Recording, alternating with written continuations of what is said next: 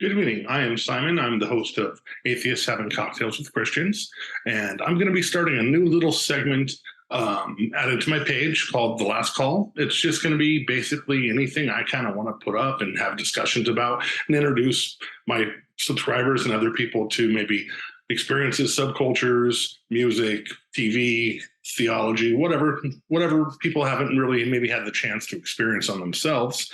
So definitely for the new stuff coming up, please, hit the like button and please give me comments. You can always email me at AHCWC@gmail.com. I'd love to hear questions or if there's a topic somebody wants to discuss.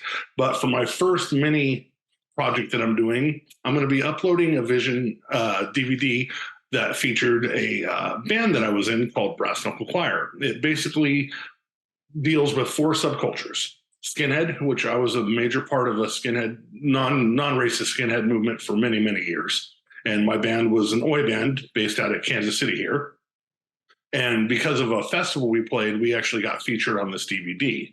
Well, the other 3 subcultures are Christian Zealots, Straightedge, and black metal. So I thought, hey, this would just be something fun to kind of delve into maybe where I've come from and some of the journeys in my life. I'm also going to be posting. It's a CD it's called The United States of Hardcore Volume 1. After I was done playing in my Oi band, I played in a hardcore band called Billy Rag.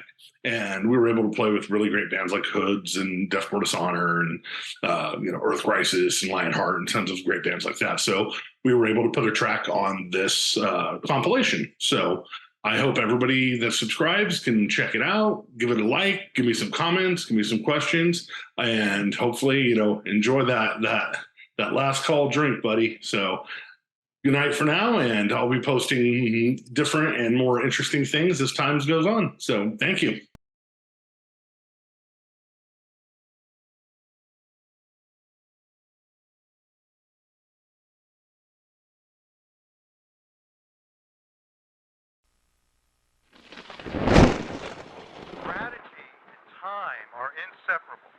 Strategy and time are inseparable. Strategy and time are inseparable. Strategy and time are inseparable.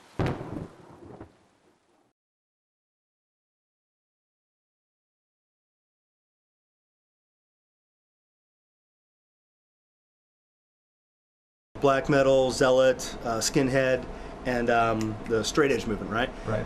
Okay. These 4 different subcultures are potentially 4 different futures for our society and with our youth, as youth becomes our future. I think the subcultures that are the most interesting to study are the ones that are the most anomalous, the ones that really we look at and go, oh my goodness, how is this happening?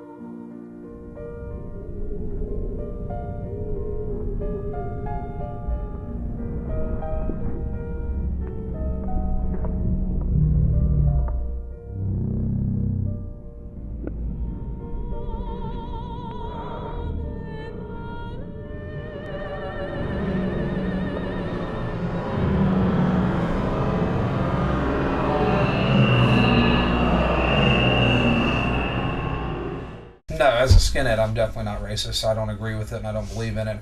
In fact, I don't believe that racism or racial identity has anything to do with the skinhead movement. I'm a skinhead. My name's Rico. I'm a skinhead. I've been skinhead for 5 years. If you know anything about the history of the skinhead scene, then you know that it was originally the coming together of East End working class British youth and West Indian Jamaican rude boy culture.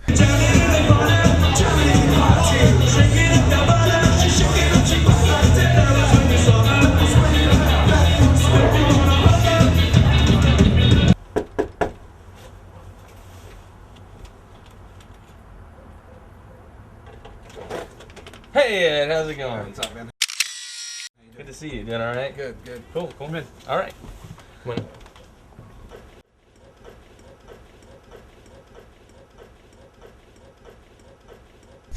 So great. So, how long have you been a skinhead? For a long time. I've been a skinhead since late 1986, so approximately 17 years. It's like really close, you know what I mean? Like if you're new people, they don't talk to you until you show yourself, you know what I mean? Like you show it, show. Inner city, London neighborhoods at the time, mid to late 60s. Out of that mutual respect, you had the birth of the skinhead scene.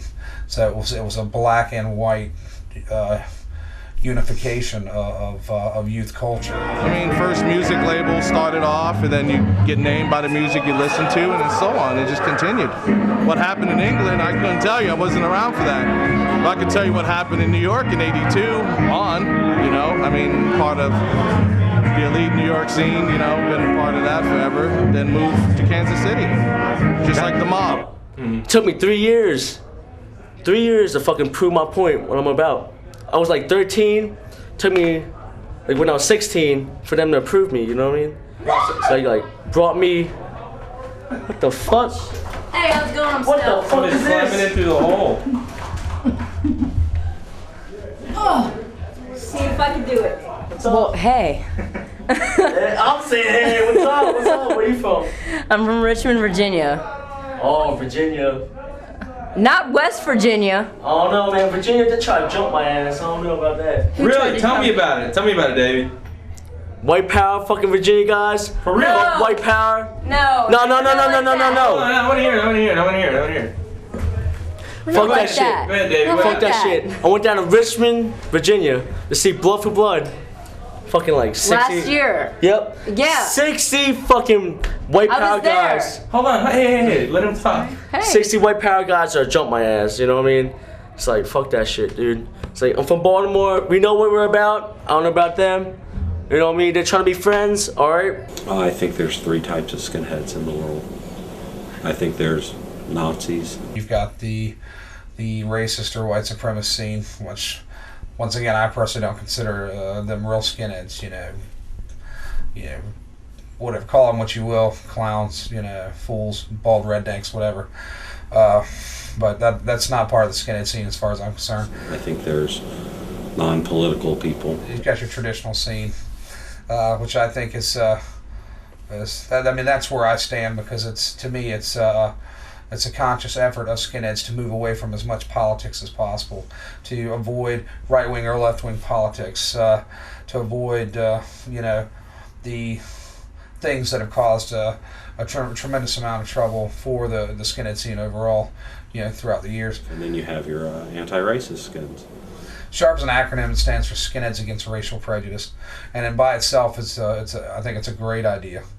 But like I said, it's a lot of the members of the SHARP scene really went off the deep end with a lot of unrelated causes, grassroots type of stuff that has really nothing to do with being a skinhead. I fall in the non-political, non-racist category. I think we all have our own ideas about politics and race and whatnot. I just don't let them drive my life. I shouldn't have to, as a skinhead, apologize or explain to the rest of society that I'm not a racist. Why do you think the society thinks that you're a Nazi? Because society will believe whatever the media tells them to, and the media wants a story. They don't want the truth. They want to sell their story. And what's the big deal about a skinhead who just lives an average life, goes to work every day, hits the bar on Friday night? There's no story there. But the skinheads who are Nazis, who are fascist white power, who run around beating the shit out of everyone, that's a story, and they can sell that. And that's the only one they sell, because no one will listen to the other side,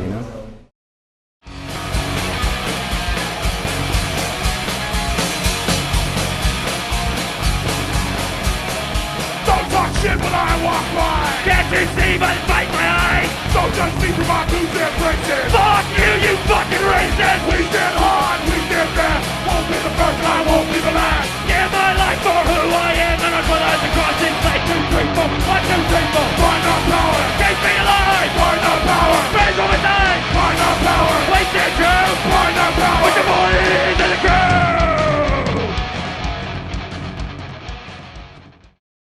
My name's Jimmy.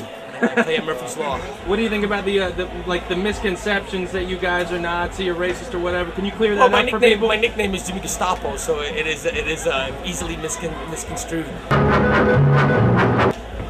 And I named myself Gestapo when I was about 13 years old. A kid named Johnny Feedback, who played drums for Kraut, gave me that name, and it was because Sid Vicious and Johnny Rotten had to come up with an evil name, so I got blessed with Gestapo. And it doesn't have any political connotations in my view as how I live. Who likes the meat? Who likes meat here? Me. Oh. 1, 2, barbecue! I'm blessed that I can play in my band for 21 years that I never thought would last 21 days. And 21 years later, I'm still in this fucking band. This kid's going crazy out there, and people see me play. I don't even have a record label in America. We're not even signed to a record label, and I still play Japan. I play over the world. I'm blessed. I'm lucky, man. I'm really lucky. I get down about it a lot of times too, because it's hard to live, But it's hard to live in no matter what you do in America right now. It's a tough life, and even rich kids, they have a tough time. Just because you're rich and you have money doesn't mean you can't come from an abusive family. There's a lot of things that are intertwined in our little family out there. And I think it's cool that the kids come and have a good time and smile. That's why I'm so lucky I'm in Murphy's Law, because kids smile at my shows. They don't have to play the tough guys or girls. They don't have to prove anything to me. They have to prove that they can let their fucking guard down and have a good time. And that's what Murphy's Law is about. Jimmy's great. he's been an integral part of the skinhead scene in America for years. He's definitely a figurehead. This is Wilmington, North Carolina. This is the first time I've met Jimmy. He had played at the Mad Monk. Murphy's Law played at the Mad Monk. Like 10 years ago, at least 10 years ago. Yep. We went to another buddy of mine's house after the show, because Wilmington's a great place to go and party after the shows, man. All the bands love to go and just get ripped, man. Go to the beach and shit. But anyway, we went to my buddy's house. They gave me to lick a frog. Yeah, well, I licked it. I licked it too, man. I licked it too. I thought it was like one of those frogs that emitted some sort of poison out of its back. You lick it and you start tripping, right? So of course we're gonna lick a poisonous frog. We're gonna lick the fucking frog, man. And then and the people are like, no, lick closer to its ass. That's where the poison comes out. Yeah. And I'm like, nah, man, come on, man. You fucking with me, right? And fucking and so we're licking the frog. Well, the only reason why we licked it, man, we were drinking moonshine, man. Moonshine. It was the first Real time I had honest to drank God moonshine. a milk jug full of this shit, okay? Carburetor cleaning, brain decaying moonshine. I didn't know that some kid had threw up on me, man. I was wearing like puke all night, man. I dipped the frog in that. God, oh my God, dude. It was nasty and fucking. It smelled like pickles.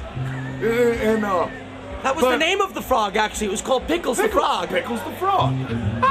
That's right. So how did this end? What happened? We don't remember. I don't remember. We don't remember, It still man. didn't end. We're still here. Yeah, we lived. We lived through this shit, dude. The frog didn't, though, unfortunately. No, the frog ate a Poor Pickles. Dude, in this frog, it ate mice, man. Little This pinkies, fucking little frog baby ate mice. Like they give it the mile, and then it was violent, and fucking just chomped this mouse up, man. Swamp frog! Swamp frog!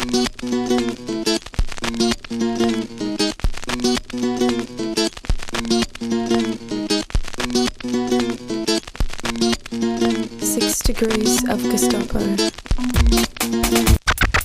Enter Jimmy Gestapo.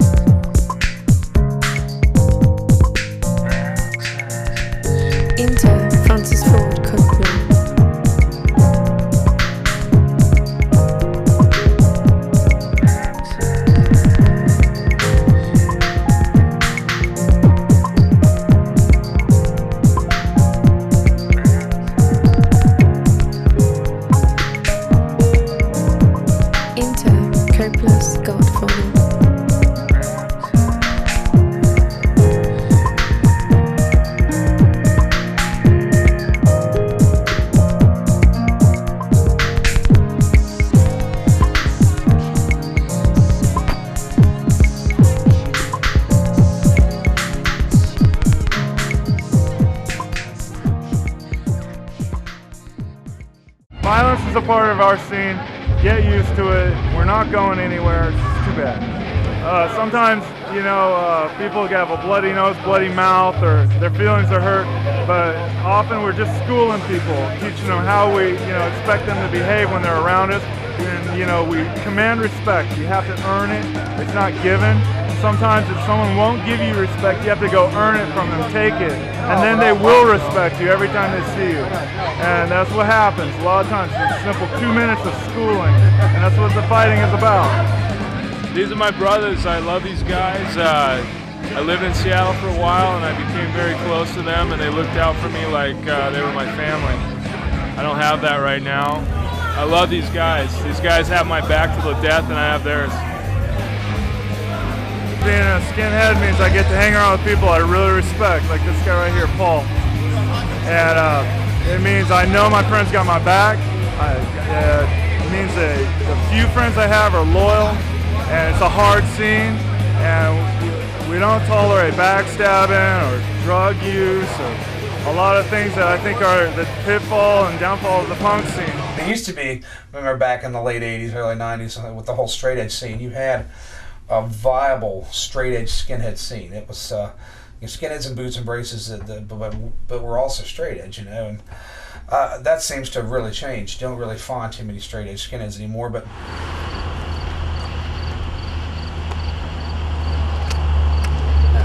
it took you guys a lot longer to get here than I thought. Really? Yeah. Yeah. So we hit that traffic up in Boston and took us out. So yeah, so you went ahead and get something? You hungry?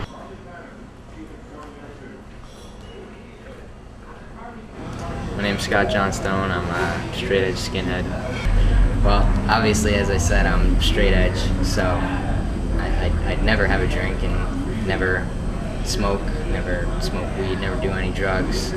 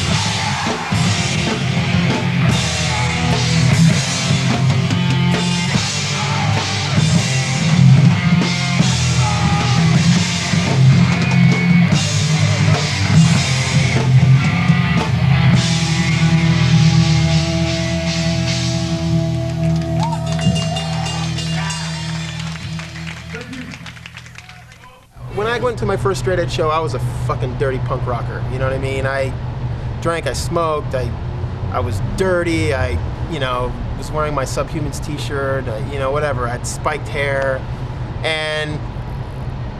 but I felt welcomed.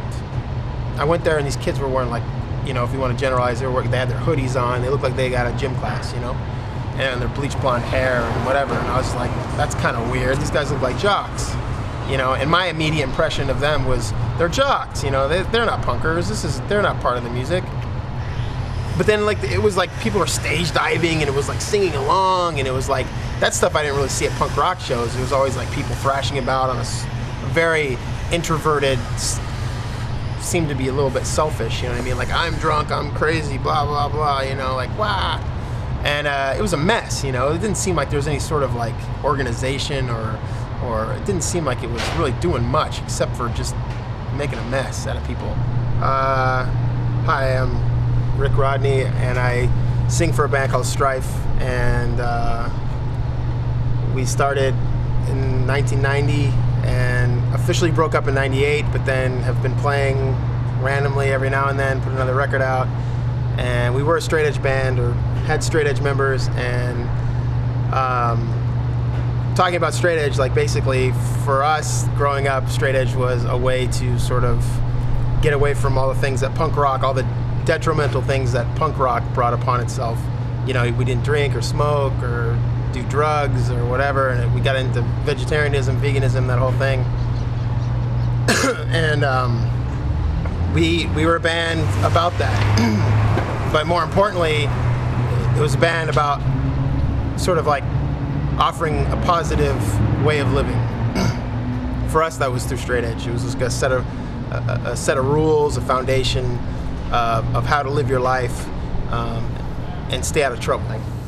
Before I even knew what straight edge was, I always kind of felt like I didn't want to drink or do alcohol. You know, I grew up listening to punk, and from punk I got into hardcore.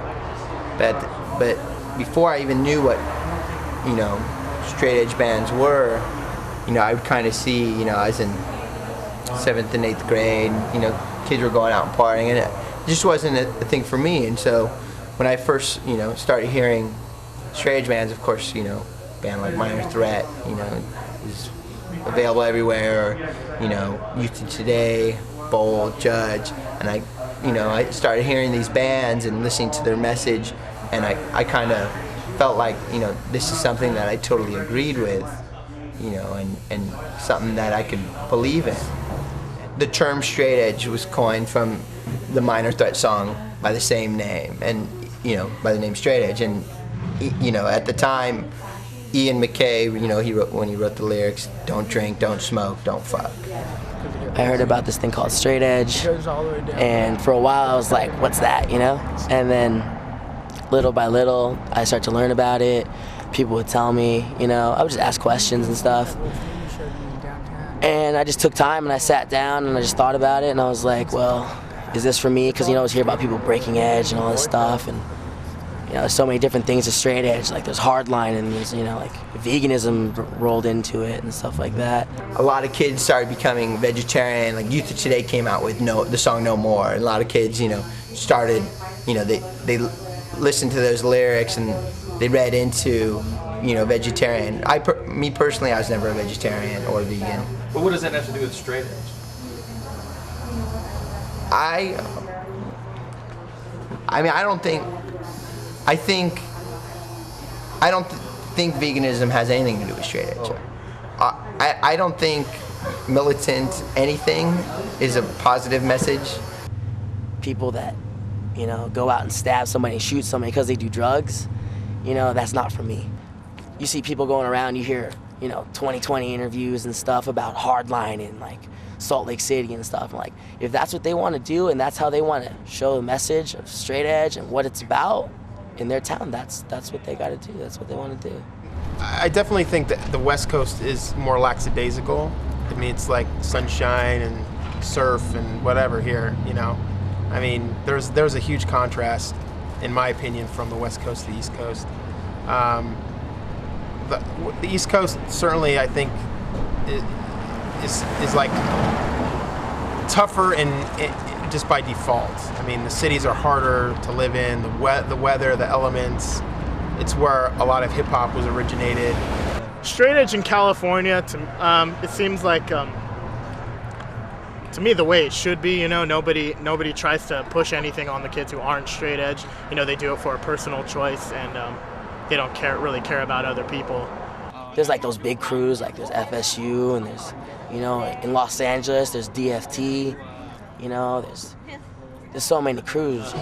One of the biggest differences between FSU Boston or East Coast and FSU over here on the West Coast is that most of the core of FSU on the East Coast, like in Boston, are straight edge, whereas us out here in Los Angeles on the West are not. I think lots of different cities and different states have ways where they've kind of cleaned up the drug dealers and cleaned up the problems that they've had with drugs. And Boston's no different in that. We just, you know, we've gone about it a different way of keeping, you know, certain elements out of our world and out of our culture. A lot of the money that we've come up that for some of the creative things that we've done have all come from drug dealers being robbed. And that was part of the money that actually paid for Boston Beatdown. There are about like 4 shots that really stand out in people's critiques. Yep. That's one of them. Yep. Is the kid who's just left laid out. Yeah. And then you see the police lights, and nobody knows what happens. But people are typically disturbed by the kid being laid out. But you just said that the police lights showed up, and then they went back in their cars. Well, a couple minutes before that, there was almost an altercation between a couple other kids, and there was a cop standing right there, and the cop told him to leave and whatever. And then that fight happened where, you know, the club's let out, everybody's hanging out front, and you know, a couple kids walk into the crowd, grabbed this girl's ass, and she thought it was her boyfriend. You know, and turned around and said, "That kid just grabbed my ass." And the kid smacked his lips and said, "That's right, baby, it's all about the booty." Well, her boyfriend came walking over, like, "You just grabbed my girl's ass," and he smacked his lips again and said, "Yeah, what are you gonna do about it?" So that's, you know, and then that fight happened. And when the cops came up, it was our understanding that the cops probably thought that it was the same kids from before.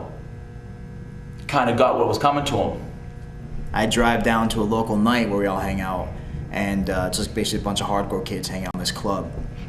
And I step out of my car, and I may have walked 9 feet before I was happened upon by detectives and federal agents. I was up against a wall like this, except that I had a police officer's hand around my neck. There's a big difference. Okay. And he was about this close to me. Who tore off my clothes. I tore off my shirt to take pictures of me, you know, tore my hat off, demanded it. So it's pretty weird to be in my own country, to be in America, to get my identification demanded of me, like on a public street, to be stripped on a public street, to have my pictures taken, and to be videotaped, and then to be told that I can't walk down certain public streets in Boston without getting arrested. What's your take on Straight Edge? Straight Edge?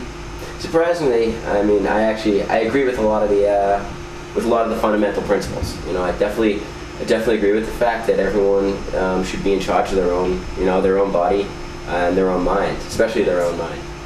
You know, I feel that it's in everyone's best interest to have some means of escape, and for me right now, you know, smoking my cigarettes and, you know, taking a shot of whiskey. For me, it's kind of like a 10-year cycle. Where it'll start out, like, let's say it started back in the early 80s with like bands like Minor Threat or Teen Idols or SFA and all these bands. Then all of a sudden it becomes a little more trendy, you get more people involved, and then, you know, towards the late 80s, hardcore started getting really violent, you know, like not just straight edge, but hardcore in general started getting really violent. There was a lot of like sort of gang mentality that came along with it. I remember seeing Slapshot for the first time, you know, and seeing Choke on stage, this like, you know, this huge crazy dude with a hockey stick, you know, hitting people in the head with it. And I'm like, that's the kind of straight edge I am. I believe in that kind of straight edge. You know, when you're with your boys or you're with your crew or whatever, it's predominantly male. I mean, let's face it. A lot of testosterone. You think you're better because you have your friends with you. You feel stronger, tougher, whatever. And just a lot of violence started coming in. You know, and sometimes in our culture overlaps with other people's culture. Like we were at a house party in one of the ghettos here in Boston, and people were selling drugs there. And it's, you know, it's their world, it's their neighborhood, but it doesn't matter. It was our world then because we were there. And that was actually the night we brought in a couple of new recruits. And so one guy was in the party, like passing on his things, selling his drugs. And so took him, beat him, took his drugs, and took all, took his money, destroyed the drugs in front of him, and then he ran and got all his neighborhood friends to come back. All these guys just did this to me at this party, like, what's up with this? So we're like, all right, then, this is what it's about, then we'll do this. Drug dealers want to enter that lifestyle, then they have to be prepared for the repercussions that come with it. If you're going to be pushing drugs, well then, you're doing something like that, you're going to be prepared for somebody to come back on top of you and want something. Can't expect it to be all one way. So he ran back and got all the friends from his neighborhood, and he believed strongly in protecting their neighborhood, and we believe strongly in protecting our culture. And so we came out on top of that. Actually, that was when one of our recruits got actually stabbed in the neck with a bottle over it, because they felt very strongly about protecting their neighborhood, but we felt even stronger about protecting our culture, and we did. I don't like old people. I drive for a living. And I see these old people pulling out in front of me, and all you see is knuckles. Drives me up a wall. I drive a tractor trailer. Big trucks doesn't equal big brakes. So when these idiots pull out in front of me, I have to now make a decision in my mind, should I just hit this person? Which that's what I want to do sometimes, and it's going to come to the point where I shouldn't say that, because that's going to really happen and I'm going to go to jail. But no, it's like old people just drive me up a wall. I delivered oxygen for a few years, and I know I'm going to be the meanest, rottenest old guy there ever was. So, but I delivered oxygen for a couple of years, and just some of these people were they're just rude, they're just so set in their ways, and a lot of them hate the youth. And then, of course, you come walking in and you're covered in tattoos, they automatically think you're a derelict. So, but, you get them back. You get them back. There's ways to screw with old people. But Throw them down a flight of stairs. Throw them down a flight of stairs if you got to. So you think the guy who got beat up in Boston beat down had it coming? I definitely think he had it coming. He had no right to go into that club. Maybe, if you look at the video, he got hit twice. That's it. And thrown down a flight of stairs. I mean, if he was younger, he probably would have gotten it a little worse. But definitely think he had it coming to him. I wasn't there, but I know the kids that were there, and I know the situation that was there, but he had it coming to him, and he was old. Your day without blood. Your day without blood. Your day without blood.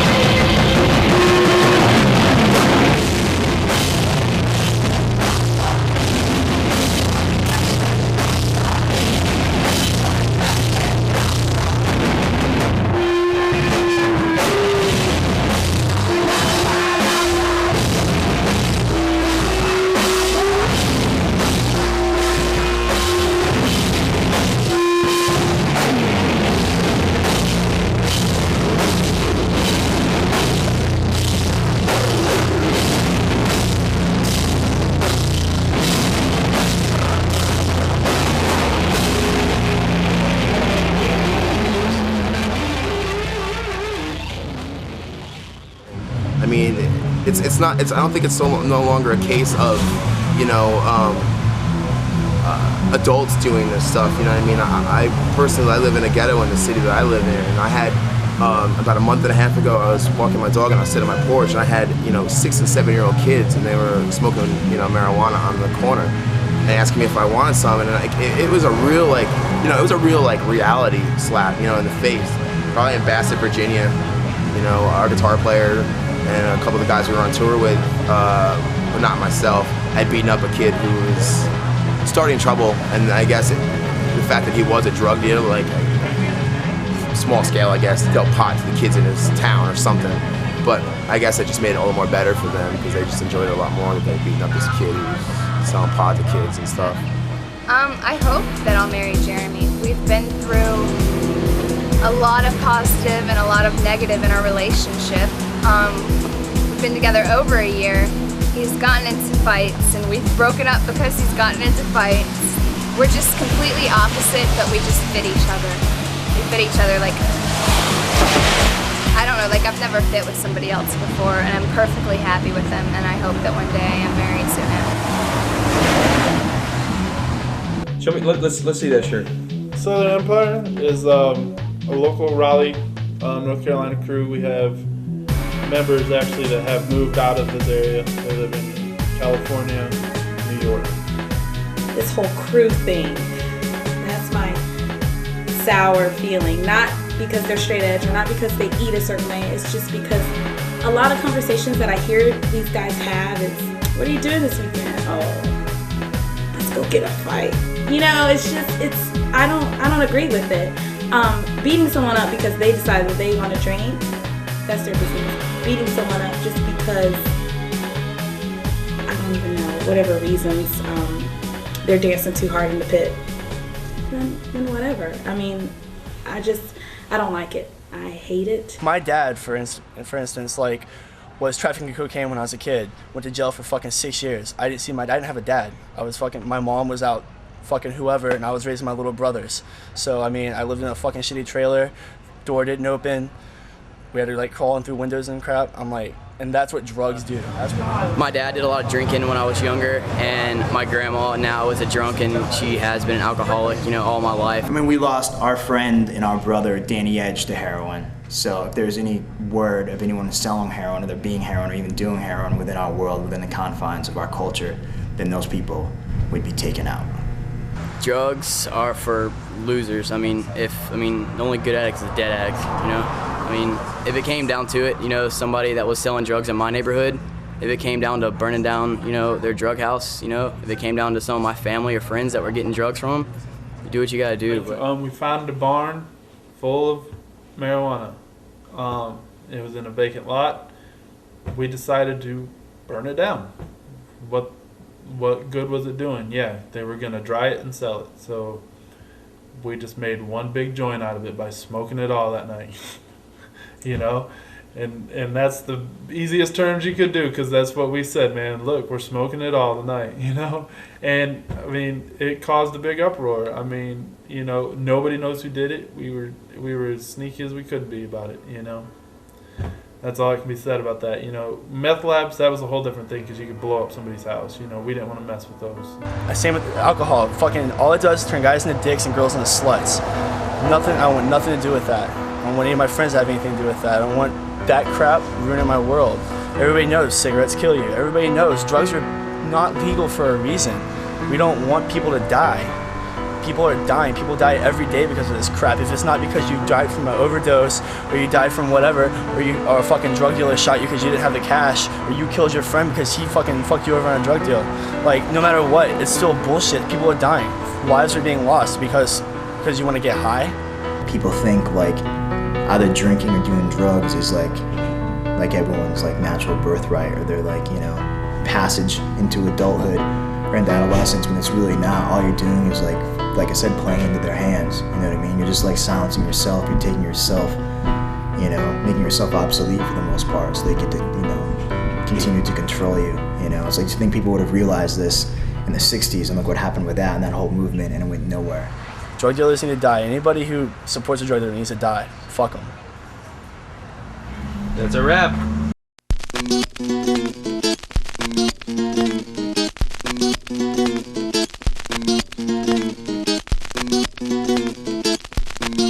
Six degrees of vicious. Enter Sid Vicious.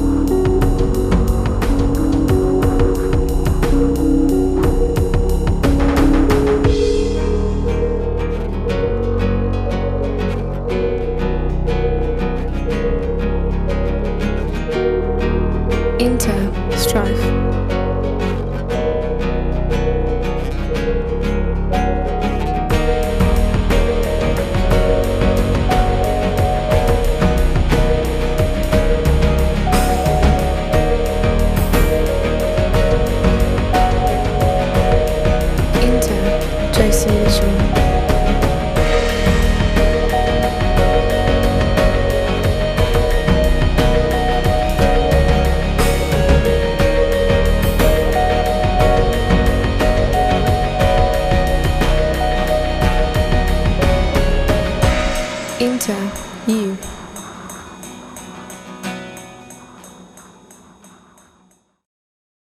Who is God? God is, I couldn't tell you. I'm not a religious person. Probably a figment of some people's imagination. I believe there is no right one religion. I'm God-free, so I don't have any ties to God at all. I think we played a show last night in Jacksonville, and I got a couple of remarks from people, and they said that they really couldn't understand anything that was going on except for blah, blah, blah, fuck God, and then we played a song. Black metal absolutely is hate propaganda. This music is negative, it's nasty, it's not here to, it's not something for easy listening. This is, it's absolutely everything that's negative in the world rolled up and shot at you through audio torture. If there was a soundtrack to September 11th, it would have been black metal.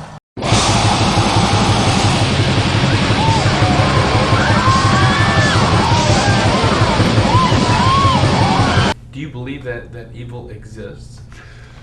I believe evil exists. I believe it exists on several levels. I personally believe there is such a thing as a real metaphysical evil as is expressed in entities, spirits, forces of darkness that we can't see, that exists in another realm of time-space, beyond the four-dimensional time-space continuum we live in, but interact and have power and influence. I believe there really are demons.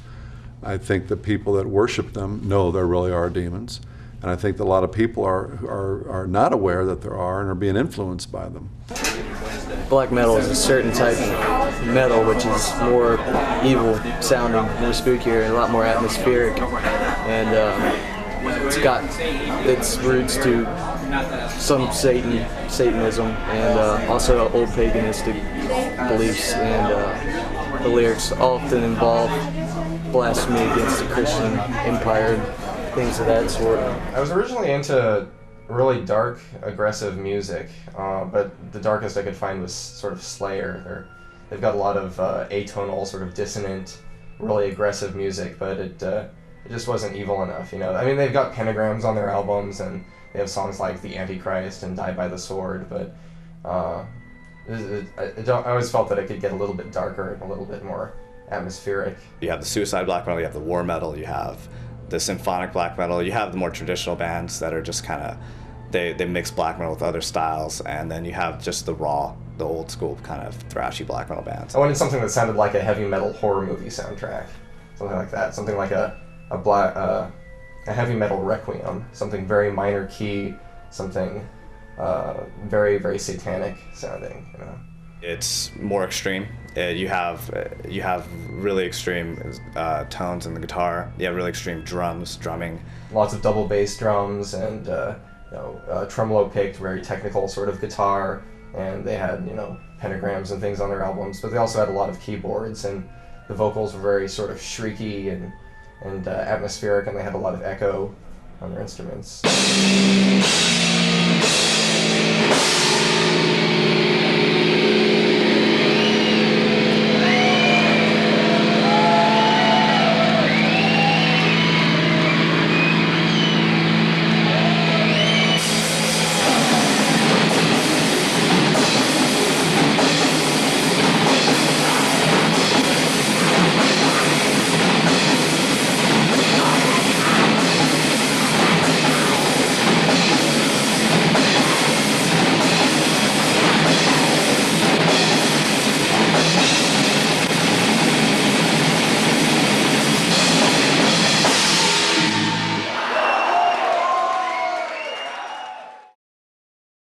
When somebody wants to listen to just dark music, they could turn to goth culture if they wanted. They could listen to the Bauhaus or Christian Death. But if they want something that's dark and also really aggressive, like black metal is the way to go. I think it was William Shakespeare in The Merchant of Venice who said, "Mark the music, that as you listen to the cry that comes to the culture and as expressed through music, you really are hearing the heart and the soul and the spirit of that culture."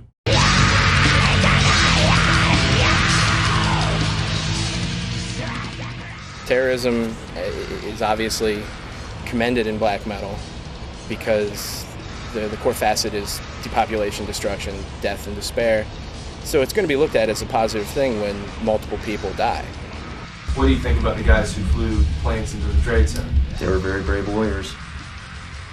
I think 9/11 was the direct result of America's strong arming and our greediness, and we got caught at a time when we weren't prepared for it, and we allowed something to happen that was really devastating. And I don't necessarily agree or disagree with any of it. I don't have a political opinion on it, but I completely can relate to people when pushed, and when you walk all over people or a society, you have to expect them to fight back, and whether we view it as us helping them or hurting them, in their eyes obviously they believe that we're doing anything but helping them. And for 20 of those people to organize something that massive and to create such a massive display of destruction was really intense to experience, and I wouldn't be surprised to see if it happened again.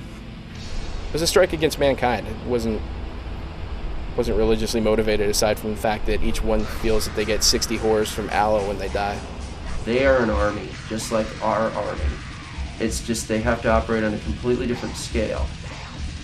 You've got to know your enemy. You absolutely have to know your enemy if you're going to combat them. This is why, among other things, we're both well-versed in not only scripture, but also, I will occasionally turn on Christian radio because I want to know what they're thinking. I want to know what it is that's making them mad this week. And there are others who are Satanists but who are secret about it and prefer to corrupt those of a Christian mindset around them. So one of my friends would regularly attend her Baptist Mass every Sunday with her family, wearing a cross over her shirt and wearing a pentagram underneath her shirt. And she said that after Mass, one of her favorite things to do was to talk with people outside and try to instill doubt in them. And she just got a thrill out of this. This is one of the things that she was into.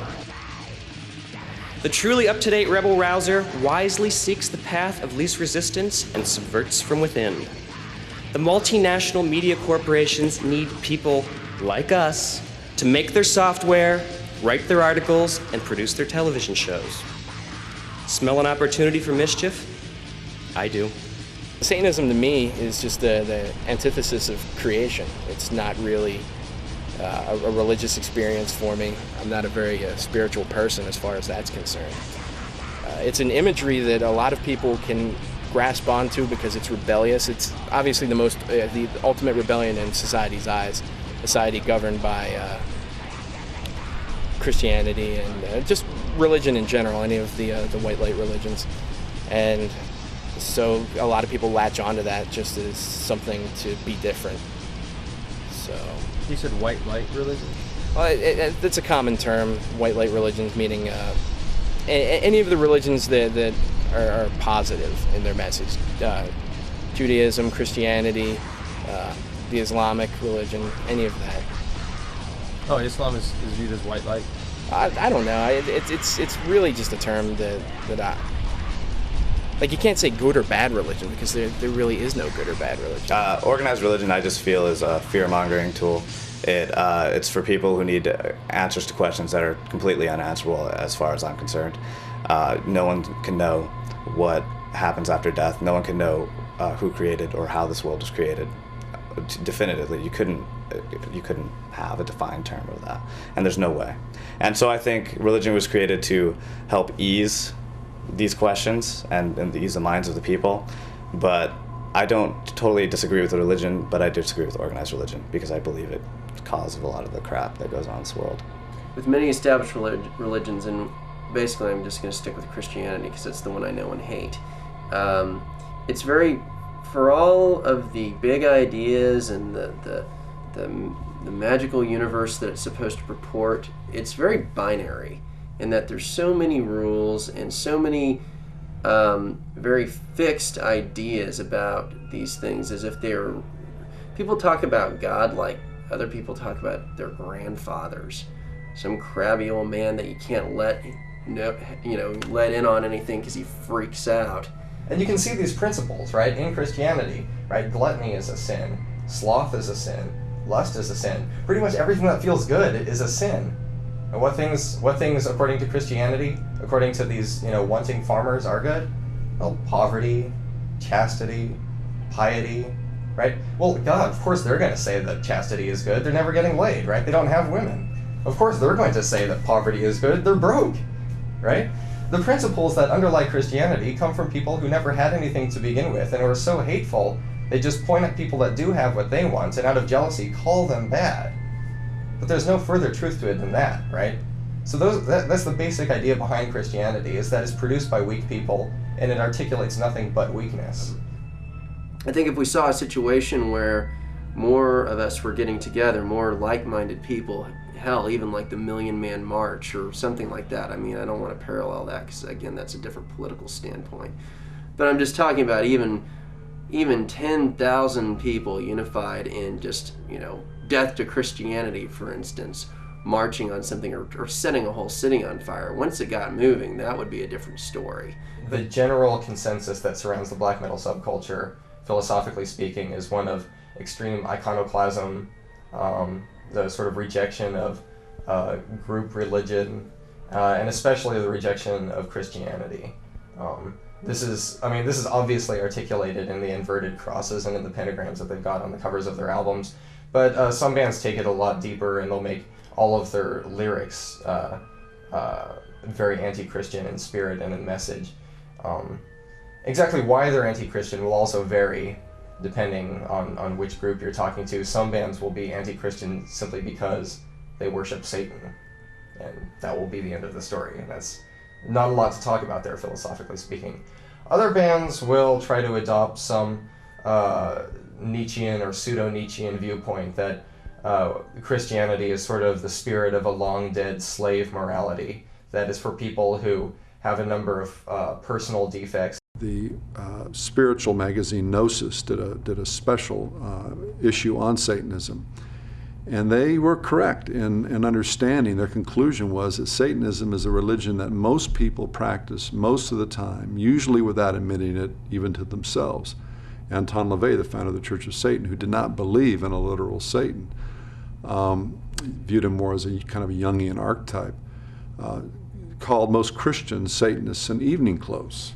Quite an excellent expression, I think, in that he understood that Satanism is simply just the worship of self. It's simply, as Aleister Crowley said in his famous Magna Carta, do what thou wilt is the whole of the law. So people can contextualize self-will in all different kinds of ways. I've kind of adapted a satanic philosophy to live by, I guess you could say, just because it's rather self-centered and it's very much about doing as much as I can for me, and it's more of a Christian approach if you're there to help everyone else and think lesser of yourself. And it's not that I dislike other people, it's just that I'm not really concerned with what they're doing, and some people will categorize that as Satanism.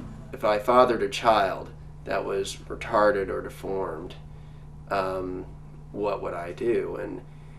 And not because I'm some sort of cruel and heartless individual, but I really believe that for the sake of the child, for the sake of myself, for the sake of the child's mother, and for the sake of society at large, the first chance I got, I would take a pillow, put it over the baby's face, and be done with it. Handicapped people, like mainly the mentally ones, when their parents die, what the fuck are they going to do? They get unleashed out onto the streets. When you have people who are chronically just fucked up and can't really deal with society or locked away in an asylum, what kind of life is that? It would be doing them a favor to throw them in an oven or gas them or whatever. You're afraid of the Arab guy at the airport, but you're not afraid of the kid living next door in the heavy metal t-shirt who's sitting inside, reading about how to cook up some poison gas or some shit in some magazine he got about the music he likes. If you're going to run with the ball, if you're going to take the idea to the next level and actualize it, make it count. Don't be able to say that you've had sex with a bunch of nameless people or that you stole something from the mall. What would you suggest that they do instead then? Well, that just getting back to what we're saying, if you want to burn a church and you've got a pretty airtight plan on how to pull it off and make sure that it burns to the ground and that you don't get arrested within 24 hours, I say do it. If you can't stand everyone at your school and you're sick of being pushed around and you want to make sure they remember you and never say your name without crying, get your gun, go do it. Columbine was a brilliant idea. The Columbine occurrence, I thought it was great in its inspiration. I think it fell flat because it was horribly executed and misguided. Had they gone out to the football field and completely eradicated the football team, they would have been folk heroes in a lot of circles. I don't necessarily, feel horrible for the people that were at the receiving end of their madness. I think if it's something that people need to do, it's human instinct. If you have the courage and the power to put a gun at someone's head and pull the trigger, and that's gonna do something for you, people should do it. Whatever. I hope it doesn't happen to me. You almost feel good and at home when you're just melancholy, it just feels kind of good that way sometimes. That's what I get out of the music, it's very atmospheric, makes me think, sounds good.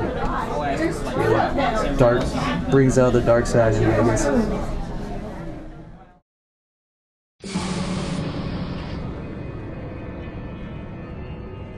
I went out to the bar or whatever, and with my friends, just drank enormous quantities of alcohol, and also did a little bit of cocaine too with that. And went up to, the last thing I remember was going up to, call a cab or something, and then I just blacked out. I don't remember, next thing I know, there's cop cars everywhere and people getting handcuffed and thrown in the back of the police car. So, I approached 3 people with a knife and demanded money from them. And I got money from one of them. And right then and there is when the cops rolled around, because it was a busy street. I was an idiot. It's not like I wanted to do this. It's not like I went out with the intention of doing it at all.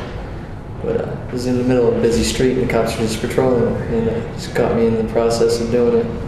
If I did live a Christian life, then it would be a little better, but it wouldn't be the life that I want to live. It's not as free, I think. Inside, they feel like they're losers. And a lot of times they are losers. It's kind of a self-fulfilling prophecy. I'm going to be different. Then the more different you get, the more ostracized you feel. The more ostracized you feel, the more you feel like you have to rebel against the culture to make a statement. It just kind of spirals down until you become like a cartoon. And a lot of these people they're cartoons.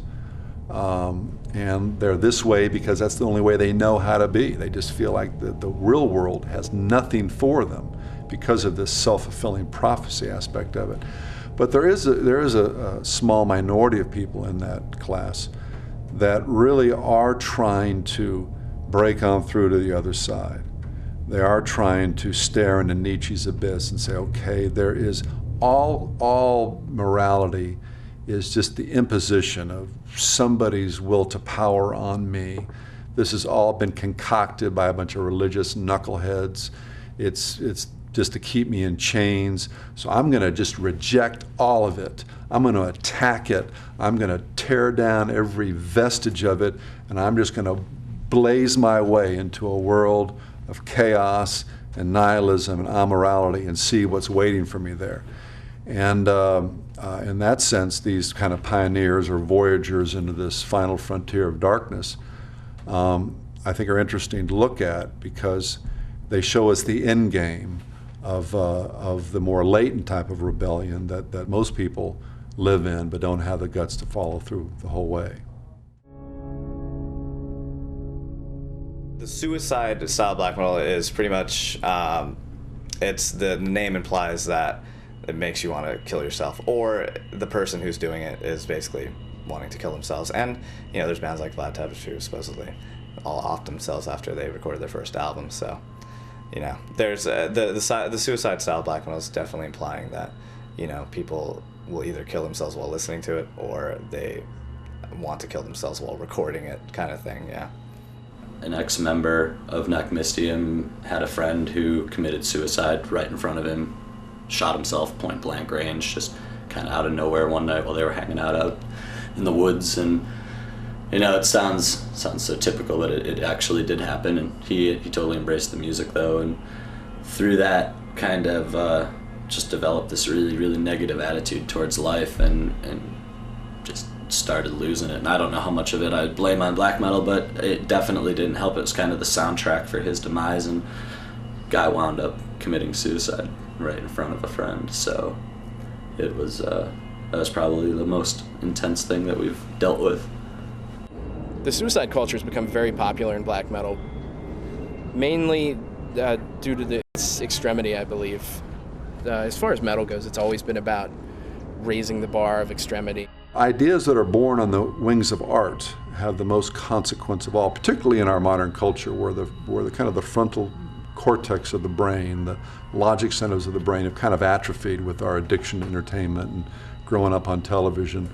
Or the back of the brain, the imagination gate is highly evolved and highly developed, so that ideas that are born on the wings of art, and specifically music, and come into the imagination gate, do affect the way people think, the way they behave, and so in that sense, today's entertainment is, as some great man once said, tomorrow's ethic. Are there many people of other ethnicities in the black metal scene, though? No. No. I mean, as I said before, there is a strong tie to the skinhead scene. I don't know too much about the Chapel Hill scene, but the other scenes that I'm familiar with, the Seattle scene, the Portland scene, you will find very few people of color there. Almost no black people, no Latinos, no Jews. Would they be in trouble, or? Not from me. Obviously not from you. Other people, sure, yeah. I mean, just because I'm not a racist. I mean, lots of racists are into black metal, and for exactly the reasons that I said, right? Black metal speaks to racists. It speaks to pagan heritage. It speaks to anti-Christianity, affirming your roots, affirming, your fatherland, affirming your forefathers, affirming your racial heritage. Paganism is an articulation of anti-Semitic feelings. In the last 5 to 7 years, neo-Nazis have infiltrated into the black metal scene worldwide. It was real strong in Eastern Europe originally, and actually kind of became a trend in the earlier portion of this decade, and it was the next extreme step to take for black metal. Satanism and anti-Christianity got old, so what's gonna be more offensive than someone wearing an inverted cross on a t-shirt? Well, why don't we put a burning synagogue or a Star of David with a no parking sign over it, something like that. And eventually it just kind of spawned this whole subgenre within black metal that is referred to commonly as NSBM, which is National Socialist Black Metal. I'm actually half Asian, half Caucasian, and it's strange because it's mostly white people that do it, and it's mostly a white scene, but so it's kind of different being there. I know a lot of Nazis. I know a lot of anti-religious. Semitic. I know a lot of people who say they don't like black people, Jewish people, blah blah blah, any other race but white people. But at the same time, we hang out. And a lot of bands from LA, of course, in this area, and America in general, do have different ethnicities in them, just because it's America. And I mean, there's bands that are from America that were NS that had Arabs in them, Mexicans in them, and there's actually a Mexican black metal band from LA that's a bunch of Nazis, which is kind of hard to believe, but it's there. There is a direct connection between European supremacy or white supremacy and pagan religions, pre-Christian religions. And then derivatively, because Odin worship is a pre-Christian religion, there's a connection between white supremacy and Odinism.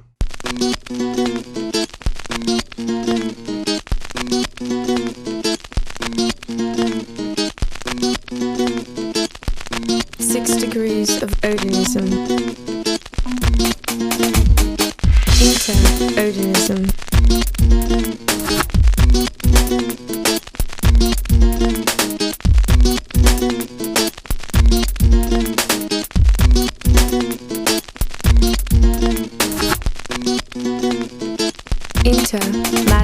Blavatsky.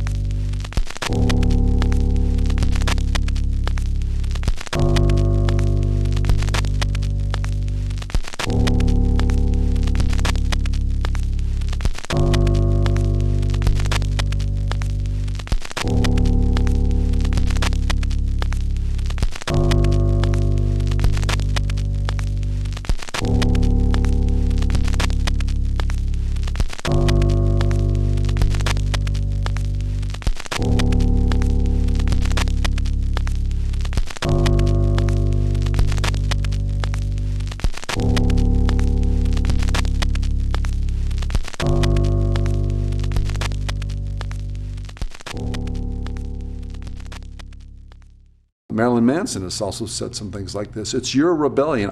You made me. I am simply the incarnation of your plastic, dressed up Western American worldview that is totally orientated in self. I'm simply living it without fear, without compromise. It's just made me wanting to rebel in a way. You know, that's probably why I get the most out of, you know, black metal in a way. It's because, you know, it's just a way of rebelling against my parents in a way too, to be completely honest. You know, most people wouldn't want to admit that, but, you know, yeah, I can see that. As far as Christianity goes, it was a burden to me growing up. I grew up in a really religious area, and it just naturally grew to really dislike what it did to people, not so much what it taught and preached. I could give a shit about that. It's more the mindset it puts people in, and when they're fanatical about it, it segregated me from people growing up. You know, kids that I went to school with, we wouldn't be able to hang out together and do shit because my family wasn't religious, and we weren't the churchy group on the block like everybody else, and it kind of isolated me, and it confused me as a kid. And as I got older and started to get more into music and started to figure out who I was, I realized that it had really impacted me in a negative way socially as a kid, and everything that came from those feelings through black metal and through my music has been just a completely natural progression for me. It wasn't like I decided one day I'm gonna be a cliche black metal guy and build a band off of an anti-Christian sentiment. It was more this is how I feel, and I need to find the channel to release it through. America is a Christian country, definitely. I would say that Jesus did exist. He was a real human being. Probably had the same status, politically speaking, as today's people on death row. He committed some crime, and he was punished for it. What would Jesus do? What would Jesus do? He'd probably become a producer in Hollywood. And you said at one point that a big dark force didn't want us to make this film. Sure. What was the force? What was the force? It's the thing you can't see. See, I'm a believer, by the way. So if you believe that there are big realms of good and evil, and they're slugging it out. What does the evil side want? Oh, it wants you. It wants you. People are capable of horrors, of atrocities. We're also capable of wonderful things, of good things. And we have the choice. Most people in America today would consider themselves a Christian. You know, they believe in Jesus. But, you know, if you really follow the teachings of Jesus, people are going to label you an extremist or a radical or a zealot. And we're the zealots. Right about now, check it out, it's going there. So who in the group here are Christians? I'm a Christian. We all are. Okay. And how many of you would fit in the zealots? I think none of us would be zealots right now. I do not get drunk very often. I do every now and then. Not often at all. All bases of religion, they all focus around one deity, they all have the same basic principle. I've caught a lot of slack from living with my girlfriend. I used to smoke pot pretty regularly. I haven't smoked in a while now, and I don't plan on it really. Why is that? I just sit there and eat some junk food and watch TV and stuff, and that is not me at all. There are a lot of bands that claim to be Christian bands, but they don't meet the criteria of zealot. Although wonderful people, I think that if we are living Christian lives, we ought to be living Christ-like lives also. The Zealot movement is comprised of 4 pillars, which are based off of the 4 faces of the seraphim and the 4 gospels of the Bible, which are Matthew, Mark, Luke, and John. The lion, which is drug-free. We have a pretty radical idea about addictions, even to where within the band, there have been 2 members of our band that have felt like, I've got to quit drinking coffee, which might sound really silly, but again, if you're going to be radical about a point of view, you have to be radical all the way. And it's not fair to say, you can't be addicted to cigarettes, but I can be addicted to coffee. I can't live without it, It's not really right. And I think, again, what being a zealot is saying, no matter what this costs, no matter how inconvenient my principles may be, we have to be radical about it every day. So I think anytime you get to a point when you know you're addicted to something, you can't live without it, I think that's the major sign. Guess what? You've already crossed the line, and it's time to give it up. And then there's the eagle, which is sexual purity, flying above the lust of this world, and that includes no homosexuality. I think a lot of people want to stay pure, and they're like, yeah, someday I'll meet that person. And I think people today are just impatient, weak. They can't just wait and hold off for a little bit longer. It's like time goes by like that. Before you know it, you're 28, married, and have kids, and it's like, wow, it happened so quick. I'm already here. I wish I would have waited. This is about as straight as it gets right here. I think homosexuality is wrong. There's really no gray area in it. I don't think that it's right at all. It's a sin. It's not the way that God made us. He made us different for a reason. It's obvious the reasons that we are different. I think homosexuality is a complete perversion. I really don't tolerate it because I don't think God tolerates it. I think God loves those people just as much, and the right kind of person needs to step up and let them know it's not right. God loves you. He's waiting on the other side for you. The ox, which is submission to authority, keeps us from being deceived. Also, there's strength in numbers, knowing that you have your friends to keep you accountable. If you're going to seek God and be serious about it, I would start with Scripture, and I would find a church home. I would find a place with people who have walked with God for a long time, who know what His voice sounds like, who know how to identify it in your life. I would go that road. I wouldn't listen to pop records for my knowledge on Jesus and Christianity. I would not do that. And a lot of times we'll have like road pastors come out. We've been blessed to meet like a lot of people on the road, and actually different areas. So we come to the Carolinas, or we come to a certain area. There's always like a buddy that would come out that, you know, older, and we've met. It's like, you know, I'm gonna do a couple days with you. It's like, cool, you know, come on. You like a pastor? Yeah, yeah. Like exactly. We're on the road all the time. We're never at church on Sunday morning, but we have to have that relationship with leaders and people speaking to our lives, or else you just get weird. You get on weird tangents and begin to interpret things your own way, and before you know it, you've deceived yourself. You know, you lose accountability, and sin is so deceptive. You know, I can make myself believe anything. You know, if I taught myself into it enough. I think this one's the hardest one, is man, service to man, you know, which is, there's lots of different ways you can serve man. Soup kitchens, serving the poor, and a lot of people do protests, which is a great way to engage your community, serve your community. Some people do guerrilla type protests.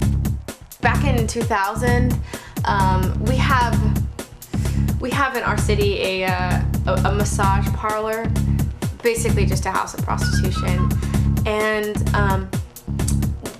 we had a bunch of kids go down there, and they wore these chem suits, and they had on the back, spray painted on the back of it was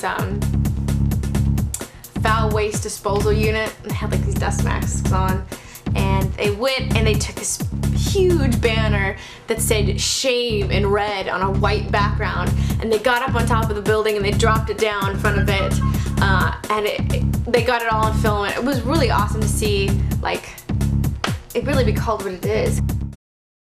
This is the Lord's place. The earth belongs to the Lord. The devil's trying to take it over, but we're not going to stand for it. He knows the right people to use to give in to pressure. And if we don't stand up, then we're just like the rest of them. You know, Rolling Stone is going to tell you that, you know, Christians are these old, fat minority. There's like 100 of them. They're going to die, you know, real soon. And then we can usher in the new secular utopia. Well, there's just a small problem in your plan, Rolling Stone. Me and the youth that refuse to take your lives.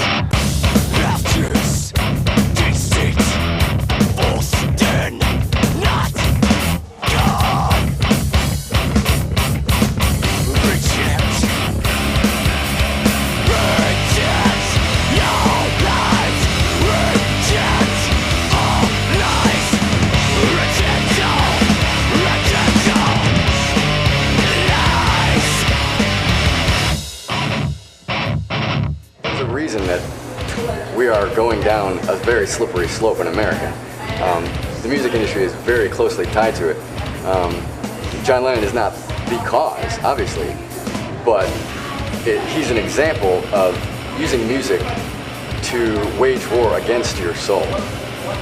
Zealot music is fighting for your soul.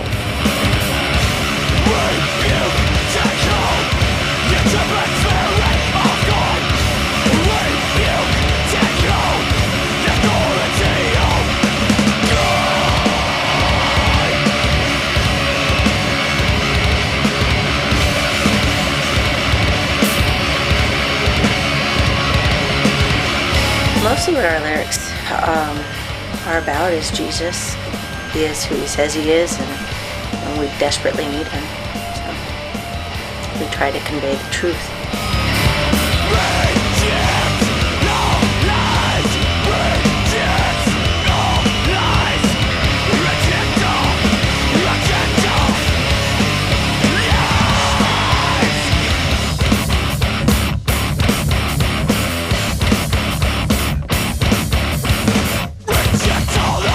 Reject all of them.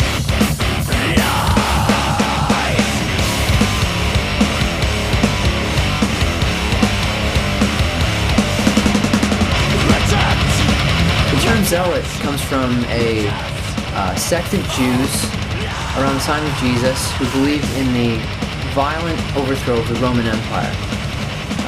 These guys seized a Roman fortress called Masada, and the Romans are going to want their fortress back. So they spent thousands of men trying to get this fortress back from a couple hundred of zealots, but they couldn't do it. They couldn't get in. So they finally gave up, burned the wall so that they could get in. They stormed in, and everybody was dead. The zealots had committed suicide because they would rather die than be enslaved to the world around them. And this just is a direct parallel to our movement, because we would rather die than be enslaved to sin or the sin in our culture.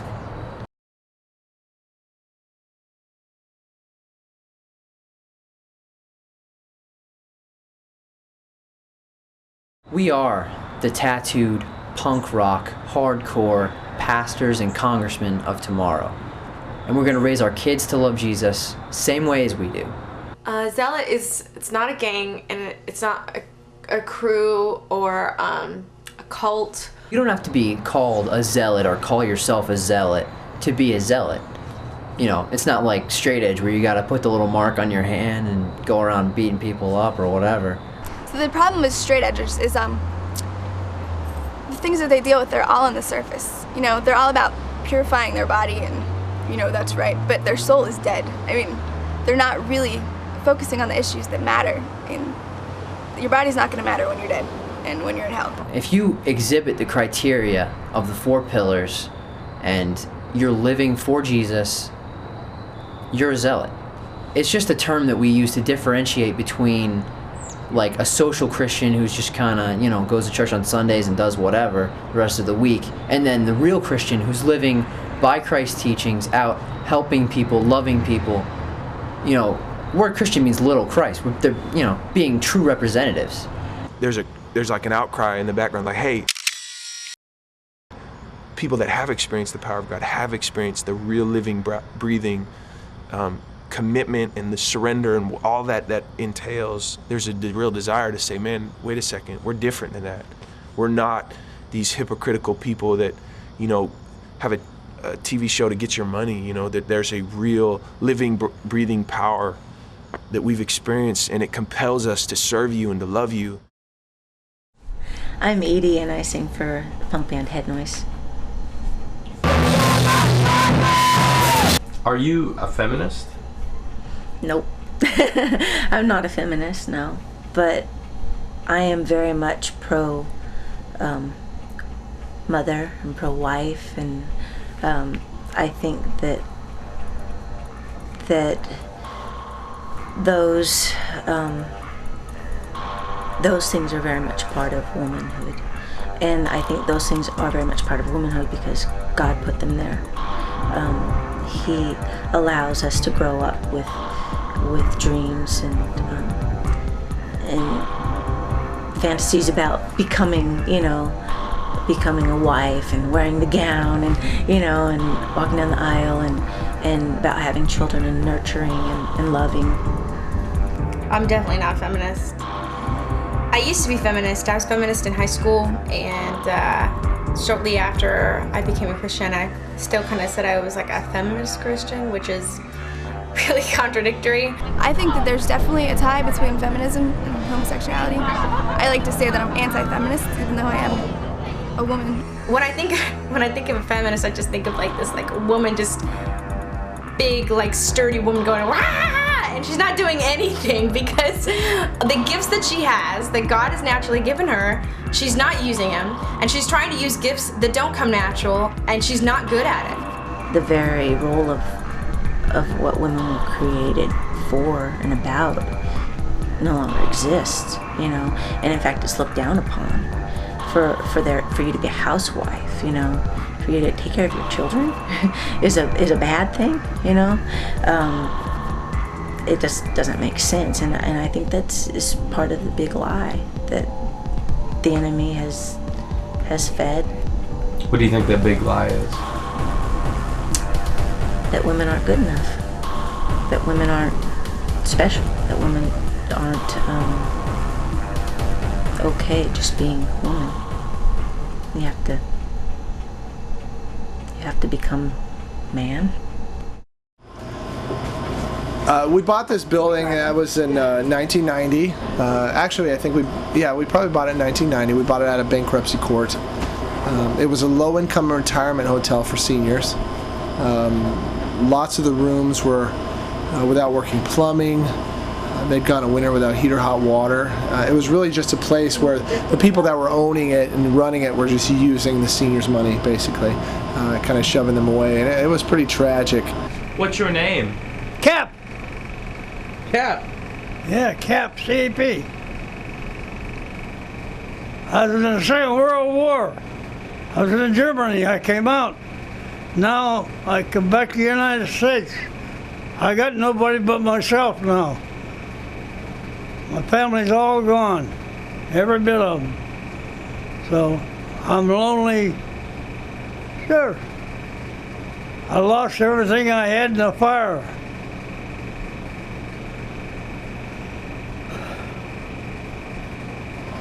We renovated the top 3 floors and moved the seniors up into those floors, and we as a community kind of moved in everywhere else. A lot of the seniors really had come from very poor backgrounds. Many of them had come from homelessness, shelters, or just other abusive living situations. So we were able to really open up a space for them to come and be, to kind of thrive in a way, to be intergenerational, where they're not just locked away with other people that are all old, but young kids and families and marriages and life kind of going on around them, which it's essential for us to have. They took care of us. By personal stuff they gave us, you know what I'm saying? They washed our clothes for us, gave us clothes, you know what I'm saying? If they had TVs up in a shop place where we go get little clothes and stuff, we get little tickets, and they give us TVs, and we got enough tickets and radio if we need. But it was real nice. I like to hear. So now I come back and do volunteer work every Wednesday and Saturday. When my family, my blood family, my brothers and sisters wouldn't help me, Jesus people in Cornerstone did help me and my daughter. And that's one thing, you know what I'm saying, I appreciate. I'm not gonna never forget where I came from. And they didn't know me that long. But my family knew me all my life. And they wouldn't give nothing about me and my daughter. But they did. Okay, tell me what you just said. The guy with the cop sunglasses. Burt Reynolds? Yeah, like Burt Reynolds. Because that bottom bracket might block it out.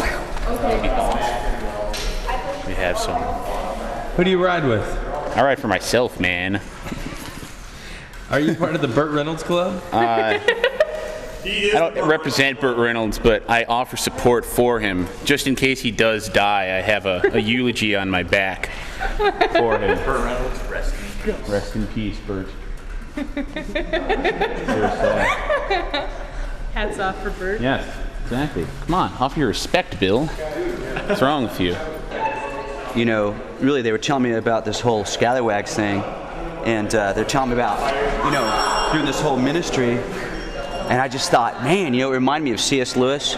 You know how he talks about the Christian imagination? He said a lot of people, they dream, they dream of mud pies when they could be having, vacations at the beach. It's like we limit ourselves and our imagination of what we could do. And this is just, these are just a bunch of crazy bikes, for Jesus. And we ride these bikes, we build them, we fabricate all this stuff. We go out in the streets and we ride. We're part of the bike community here. We ride around, we tell people about God. People want to know what's going on. Why do we ride these crazy bikes? Why are we so freaky? And, I think it amazed me because just, what a few people could do, Now stuff's everywhere. It's all over the country. It's amazing. Bicycle clubs. We started, there was maybe 4. I think there was like Chunk 666, Black Label, Scallywags, another club. And now there's like 30. Like the first day we got here, we were just like, hey, this is some cool Scallywag bikes. They just let us ride them. They didn't even care where we went with them. They just let us go on our way, like unsupervised. So Trust is one major part of love. So that was really cool right off the beginning. And we've had like people offer us food, whatever we need, people have offered us, and just like people smile here. It's awesome. A smile is all you really need sometimes.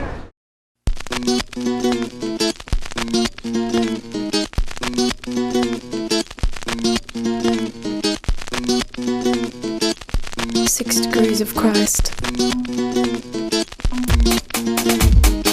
Enter Jesus movement.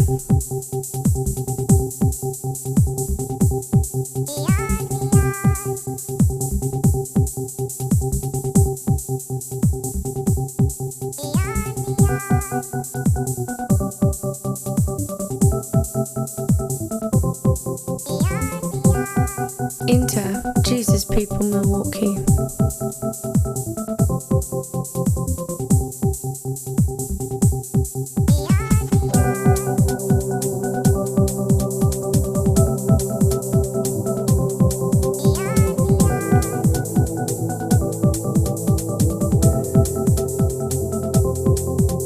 Enter Glenn Geyser Res Band.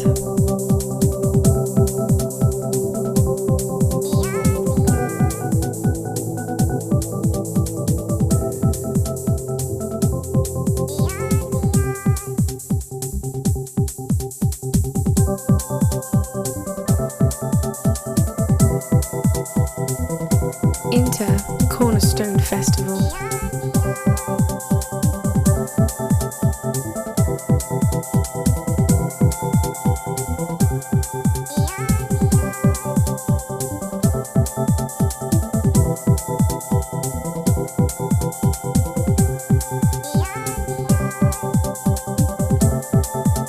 Enter POD.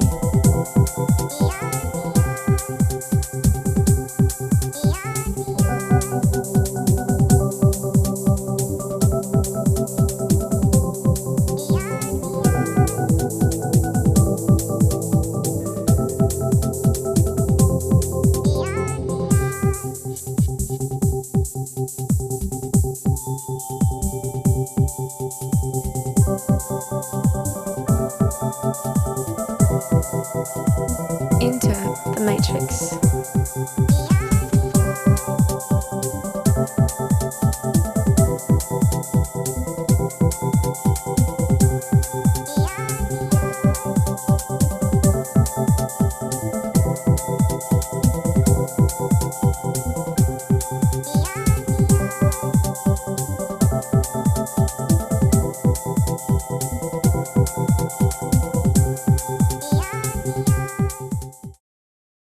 I think this movement is awesome just because I know I failed in a lot of areas growing up because somebody, you know, like I just wasn't strong in a lot of areas, you know, and you know, I'm gonna have to face those consequences, you know, for the rest of my life, you know, just because we're forgiven, you know, like we're forgiven and God forgets, but we still have consequences to face, you know, because of our sin, you know. So I just say, you know, get out of it now, clean your life up, you know, be a zealot. Go with it, dude. And whether you believe this, whether you believe that, whether you think doing this is not of God, tattoos, you know, whatever.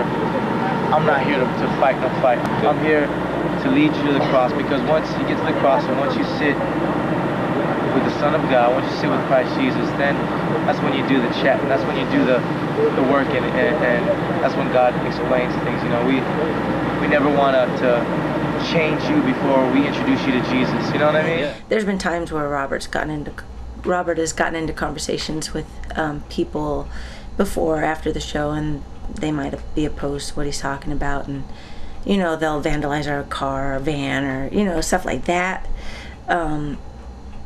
Nobody's ever tried to physically hurt us. Oh, we played a show in Las Vegas and he kind of got surrounded by a group of guys, and we had actually brought some bigger guys with us to that show, and they walked out just at the right time. So I don't know what would have happened. That's love. That's real love.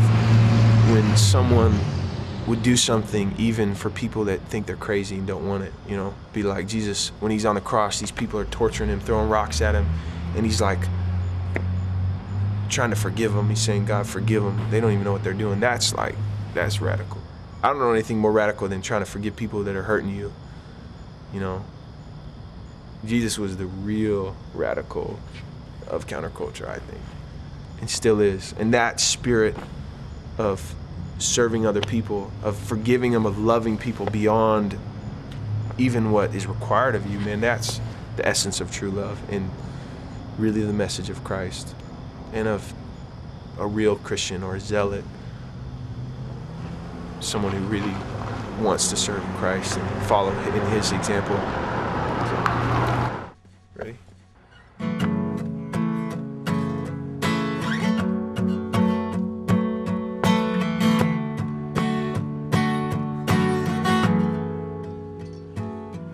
Yesterday I was sitting, recalling, reminiscing, trying to remember whenever there was nobody listening, before the hugging and the kissing, booing and the hissing. All I had was just a vision, all I had was my ambition.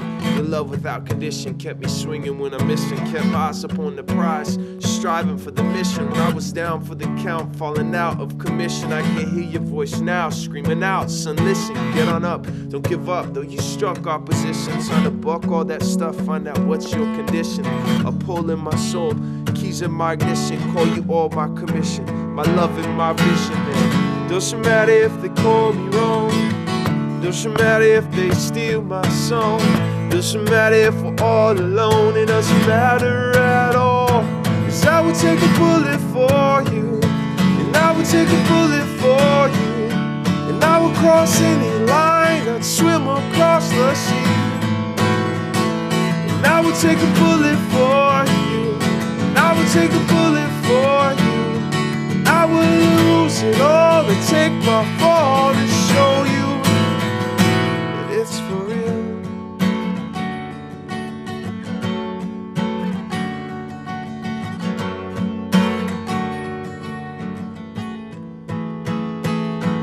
Remember when we used to flow together back in the park? You would sling guitar licks under stars at the dark. You would say, let's grow together, this world falls apart. Was holding on to hope, hardly holding the spark. All the rhymes that I wrote, you called dope from the start. You be like a pure note, like a quote on the mark. You go to every show and promote from the start. From the beginning, we've been building much more than this art. Remember bearing scars in your car to impart your heart. You cared enough to call my bluff through the junk from the start. That's why you're holding on to half of my heart. You're there through the times, the nights were dark, and doesn't matter if they call me wrong, doesn't matter if they steal my song, doesn't matter if we're all alone, it doesn't matter at all. 'Cause I would take a bullet for you, and I would take a bullet for you, and I would cross any line and swim across the sea. And I would take a bullet for you, and I would take a bullet for you, and I would lose it all and take my fall to show you that it's for real. It's for real. It's for real.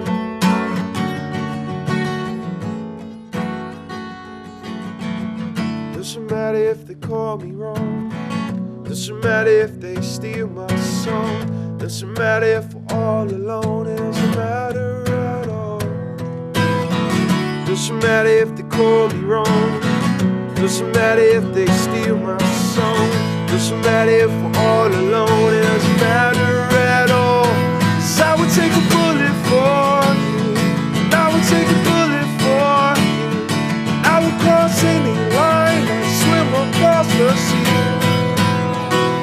And I would take a bullet for you, and I would take a bullet for you, and I would lose it all and take my fall to show you it's for real. And it's for real now. It's for real. It's for real now.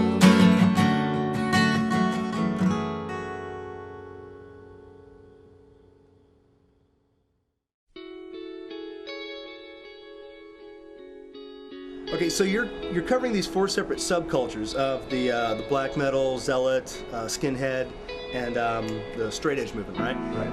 Okay, these 4 different subcultures are potentially 4 different futures for our society and with our youth, as youth becomes our future. So if you've got these 4 different subcultures, 4 different futures, which one do you want to choose? Well, which one would you choose?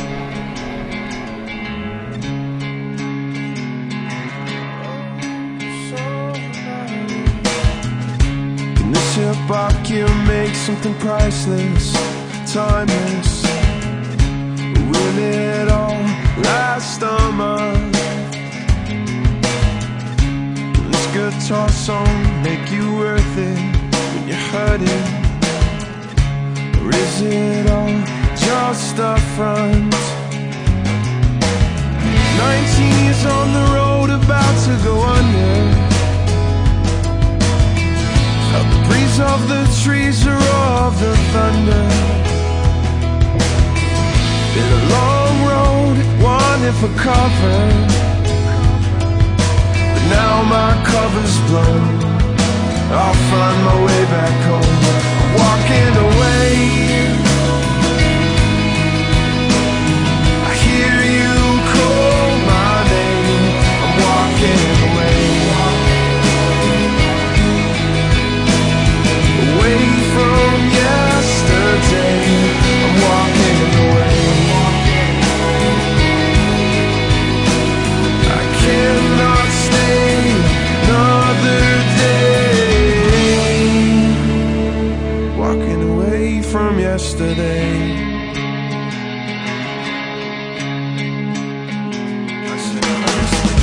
Can this hip-hop gear make something priceless, timeless? Will it all last a month? Can this guitar song make you worth it? You heard it. Or is it all just a front? 19 years on the road, about to go under. Felt the breeze of the trees, the roar of your thunder. Been a long road, wanting for cover, but now my cover's blown. I'll find my way back home. I'm walking away.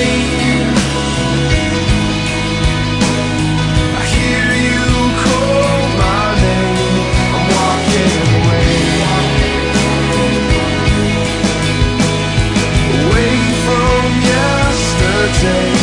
I'm walking away. I cannot stay another day.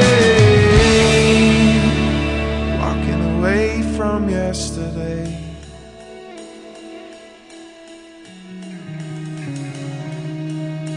"19 years on the road, about to go under. Felt the breeze of the trees, the roar of your thunder. Been a long road, wanting for cover, but now my cover's blown. I'll find my way back home. Walking away. Hear you call my name. Walking away. Away from yesterday. Walking away. Walking away. Things have got to change. Walking away. I hear you call my name. I'm walking away. Away from yesterday. Walking away. Walking away. Walking away. To change.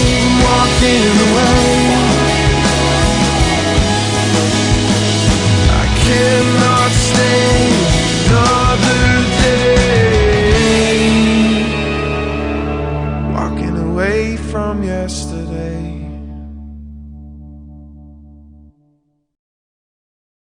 Konnichiwa! This is Jason Mitchell.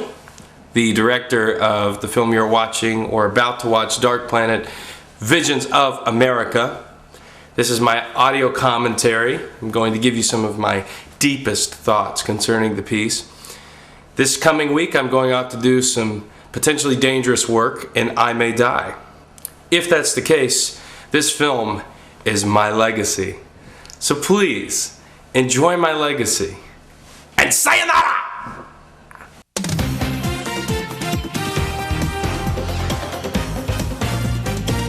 A Triangle Area production company offers a big screen look at a different side of our society. Good evening, I'm Bob Vernon.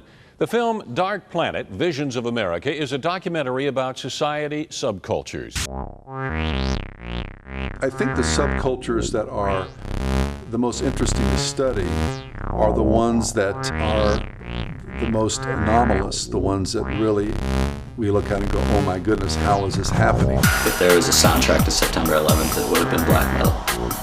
Absolutely. We are the tattooed, punk rock, hardcore pastors and congressmen of tomorrow. And we're going to raise our kids to love Jesus same way as we do. If there's any word of anyone selling heroin or being heroin or even doing heroin within our world, within the confines of our culture, then those people will be taken out. Sometimes, you know, people have a bloody nose, bloody mouth, or their feelings are hurt, but often we're just schooling people.